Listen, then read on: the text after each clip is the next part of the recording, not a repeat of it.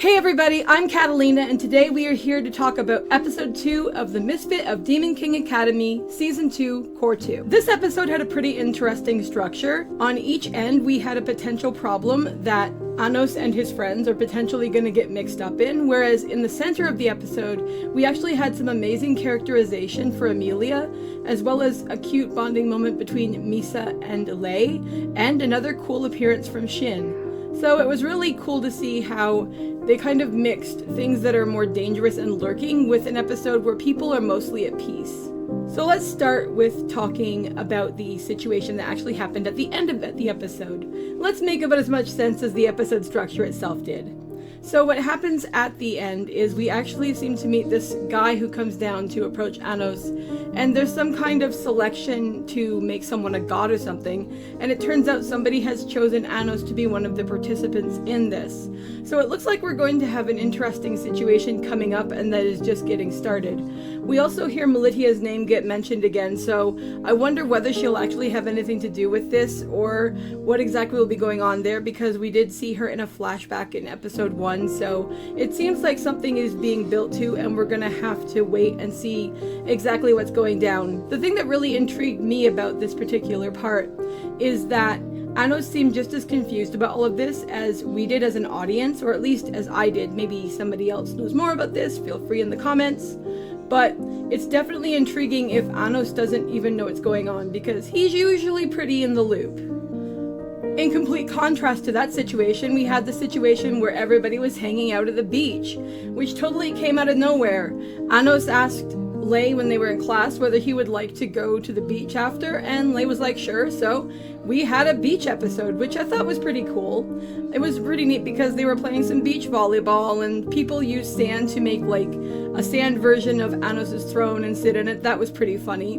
My favorite part though was Misa and Lei hanging out and everything, and then Shin shows up and Shin is like, hey Lei, we're gonna have a swimming contest, and for every bit ahead of me you are in the water, I will look the other way as you are flirting with my daughter, which was really, really funny. I really like their interactions. I loved them last week. I love them this week. I wonder if this is going to be a recurring thing where we're going to be seeing different interactions between the two of them, because I can totally get where Shin is coming from. Shin didn't really get the chance to be in Misa's life the way he would have liked to, and now that he can be there, he is very protective of her, and he wants to be the best father ever. So he may in some aspects be overdoing it, because one of the things Shin is really good at is protecting people. So of course, when he's looking at the reality that Lei wants to be with Misa, he has to think about whether Lei is going to be worthy of his daughter. And of course, being a man who wants to be a good father, he has Misa up on a very high pedestal, and that is going to be a very tough bar to climb, especially if Shin feels that a man would have to be his equal in order to be worthy of his daughter. On a more downer note, did you guys see that jerk at the actual academy? The headmaster that showed up? I mean, that guy was such a dick. And I thought it was really interesting though, because actually his behavior kind of reminds me of how Amelia behaved in season 1, and it was quite interesting to see her be in this situation where she was defending the students and everything, because he's all like, you guys are gonna go fight a dragon and we don't want to send our military, you're heroes, and then he's all turning around and telling them they're worthless, and she was just like, that is really lame. But then he actually backed her into a corner and made her shut up, and then the student stood up for her, and then being Amelia, of course, she was mad that they'd done that because she felt it was going to make more work for her. I think she's a really interesting and complex character, and I think that we get to see even more of that after the class situation moves on, and we see the situation where she is talking with Anoshu, or Anos of course, and they're having the food out of the cans, and she's showing him how to actually take the different foodstuffs and make them into something that's actually edible. I think it was also interesting to see that she recognizes that she made mistakes in her past, and it's sad that she doesn't think she can change them yet, although I disagree with her. I think anyone has the room and potential for change, especially in stories. And I also think there was a really fun irony to it that she didn't realize who she was talking to, and she's sitting there and she's pouring her heart out to Anoshu, when of course we all know that that's Anos, and she's sitting there and telling Anos how much of a jerk she thinks Anos is without using Anos's name, as if that's gonna like clear her or something. She's got a ways to go, but I really liked the way that they gave her such fascinating characterization, and I hope that we see more of her going forward, because what they're doing with her right now is really interesting.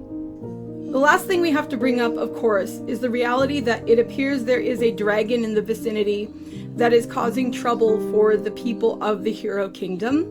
And it's going to be interesting to see exactly how that is going to work out, because it looks like we have the dragon on one side of us and this selection of gods kind of deal happening on the other side of us, and that we're going to be kind of stuck in the middle. I just hope that between Anos and his friends that they're able to handle everything. I mean, given the type of show that this is and the type of message this show tries to convey, I'm sure everything will work out fine. It's going to be more so an interest of how they'll go about making it happen, not so much whether it will happen. But it'll be fascinating, because what I like about Anos as a character and about the way that his story works is that while he is obviously important and pivotal to his story, he always makes sure that his friends get to shine when there is something that they can do to be involved. One of the things that makes Anos an amazing power character is that Anos isn't merely about Anos' own power. Anos actually tries to rise other people up and help them achieve their own goals and their own potential. And to me, that is one of the things that makes a really great power character, as well as a really great leader, which are both things that Anos is. Anyway, I think that's everything I have to say about this week's episode. I'd love to know what you guys thought, so feel free to leave a comment below and let me know. And I'll see you in the next video. Talk to you later. Bye!